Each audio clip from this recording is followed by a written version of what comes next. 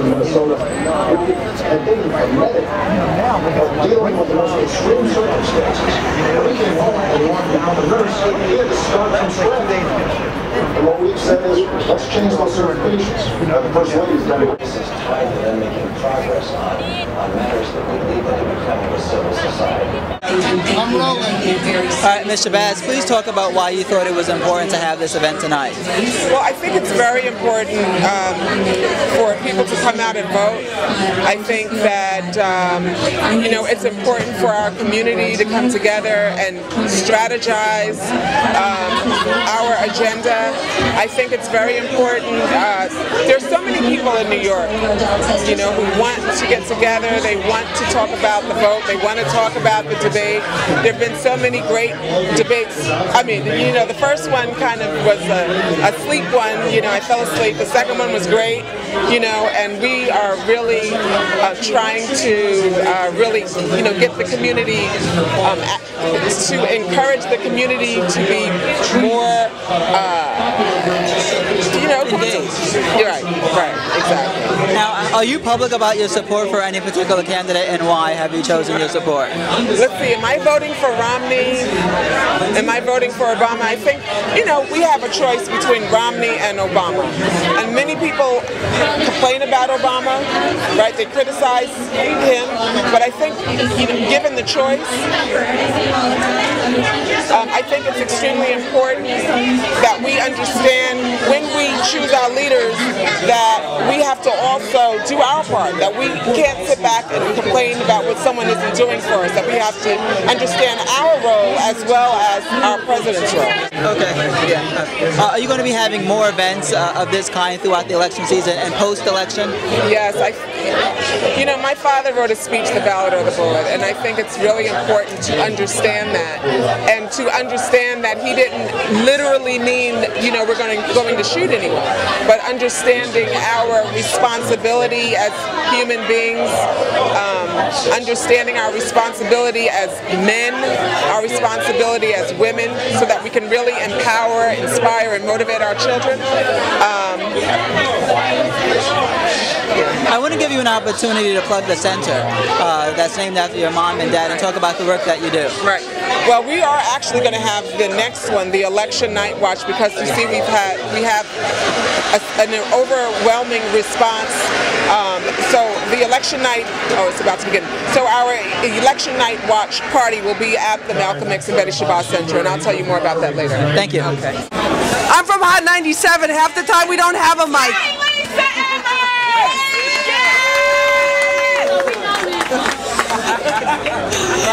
My name is Lisa Evers. I'm the host of Hot 97 Street Soldiers. I'm also one of the founders of Hip Hop Votes, which since the 2000 election registered over 5,000 people to vote. That's what we know we can count. There are many more that we have registered as a result of our promotional efforts.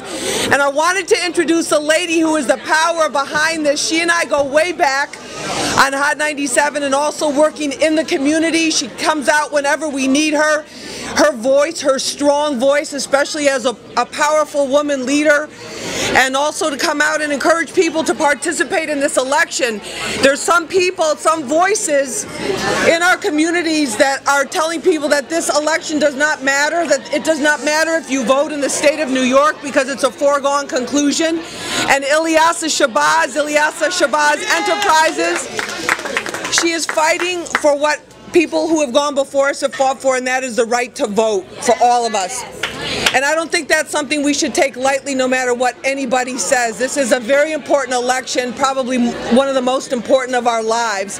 So I want to salute Ilyasah. She's always been there for me. I want to come out and support, and I want to salute all of you. I'm an uptown girl, so I had to be here. Right, thank you, thank you. We are very, very happy that everybody came out here, and we all understand the importance of investing in ourselves so that we can invest in our young people. It is extremely important. There's so many people who have died for us to be here today. My sister MALAAK here. Come here. say something. Oh, darn. Well, Don't act like you can't. Come on, 2 seconds. Okay. 2 seconds. 2 seconds. Okay. Well, I do think it's important for all of us to vote. You have to pick the pros and the cons. More pros than cons. Pick that person, because if you don't vote, you give up your right to argue and to criticize. You've disempowered yourself. So you have to vote no matter what. Married couples don't all get along, but they make it work. So we have to make it work and support whatever leader that has our best interest. That's right. And so, right. Woohoo! Mark? Okay. Oh, we have Ruth Clark. Ruth Clark, back in the day, there were people who could not get jobs who looked just like you, and Miss Clark started the first black or people of color employment agency. She was able to get people jobs. Well, I thought we were talking about the race. Yay, yay for Obama, because he won tonight and he will be our president. Right. We must keep the hope. We must not believe the nonsense. He is going to win. Yes, he is. All right. All right, so I'm with CHET, the Executive Director of Harlem for Obama. Please talk about your coverage as an organization for this particular election. I know this is not the first debate watch party. Talk about your involvement in Harlem for Obama and lead us up to tonight. Well, Harlem for Obama was established actually in 2007, so we were one of the groups that helped put the president, when he was Senator Barack Obama, on the ballot in the state of New York. We worked very hard. We wound up having two of our people elected delegates, and we built a grassroots campaign that was almost 3,000 strong in 2008. We're continuing the effort this time around, and sort of the same sort of strategy that we had the last time, where we're taking the Harlem energy, because New York is already given state for Obama, taking that energy and the resources and trying to leverage the battleground states. Because if we don't get the key states such as Pennsylvania, we will lose this election. So our focus here is really generating as much enthusiasm as possible, channeling that we become effective in the battleground. If I had more time, I would give you more time to plug the organization. But because the debate is about to begin, I want you to segue into foreign policy. Where do you think the difference is between both candidates as it relates to foreign policy? Right. There is an actual foreign policy engagement and strategy with the administration. It has kept us out of, had us close some wars and kept us out of that kind of engagement and moving more toward diplomacy. The Republican policy is shoot first, ask questions later. Shock and awe. Any sort of aggression that they say they want to meet it with enormous aggression, and that's not the way to settle things in 2012. There are many people who say that debates are important. You have people on the opposite side who say debates are not important. Do you think that these debates are so important that after tonight we can say one person will win this election over the other? Right. This is a critical debate. All right. As we've seen with the first debate, a poor performance on a debate that has enormous impact. So I think I know the president will do well in this debate. I think he will showcase the fact that Governor Romney is really an empty suit when it comes to foreign policy. That's going to help us in the next 2 weeks. Okay. Then I will just tell you to flip the script. What does Mitt Romney have to do to pull a good performance out tonight? Mitt Romney has to have the kind of debate that when Saturday Night Live runs it this weekend, he drops the mic. I don't think that's going to happen. All right, thank you for your time. Hopefully we can get your thoughts after the debate is over. Great. We got this photo earlier this afternoon with me and Governor Romney. All right, so I'm joined with MALAAK Shabazz, daughter of Malcolm X, and I wanted to just Dr. Betty Shabazz. Dr. Betty Shabazz, we don't want to leave that out, thank you. I want to get your reaction to the debate. What did you think before the debate, and what did you think after watching it? The second debate, he got totally ripped apart. He was very disrespectful, and it just shows he's a part of that 1% that's really just too disrespectful, and we're not having it. And he doesn't even see that he's being disrespectful. The third one, I think Obama came out and just said, I'm just going to let everybody have it. But I really appreciated him trying to school people on international politics, because a lot of Americans aren't aware of what's going on over there, but foreigners are aware of what's going on here. And I think we do our ourselves a disservice by downloading unnecessary issues off the internet and not downloading what is really there. Because some people say, what is he doing? It's there for us to do our research, and we have to educate ourselves.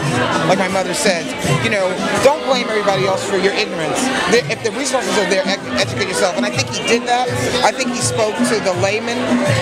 When Romney said the ISI and the this, that, and the other, he was using acronyms. And I work with the United Nations, so we speak in acronyms, but your average person is not going to know what that means.